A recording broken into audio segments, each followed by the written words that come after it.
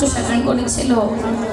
এবার আমার ভগবানের করুণা করে কৃপা করে এই কলির জীবের জন্য একটু সাহস পদ্ধতি নিয়ে এলেন।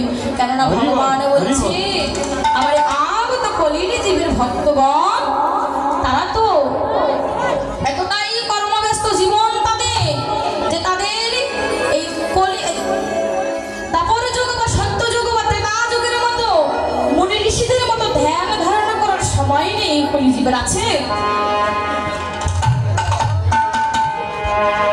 অন্যান্য যুগের মতো তপস্বীর মতো আমরা কি সাধনা করতে পারবো, ধ্যান ধারণা করতে পারবো?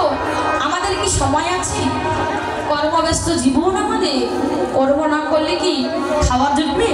জুটবে না।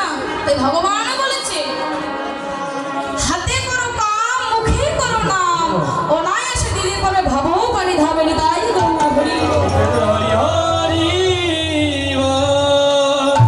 আজকে ভগবানের করুণা করে কৃপা করে কলির জীবের জন্য কি নিয়ে এলেন না উন্নত উজ্জ্বল রস।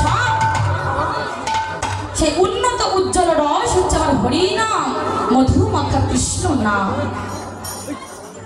আজকে আমার ভগবান বলছি এই কলির জীব, এই যে কলির জীব অন্ধগত জীব সহজে কিন্তু সব কিছু নিতে পারে।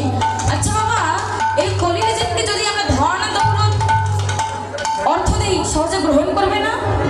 বলে সহজে গ্রহণ করবে না? ধন ঐশ্বর্য টাকা পয়সা যত দিয়ে গ্রহণ করবে না? শাস্ত্রে বলেছে এই কলির জীব সহজে সব কিছু গ্রহণ করে না, শুধু মধু মাখা করি না।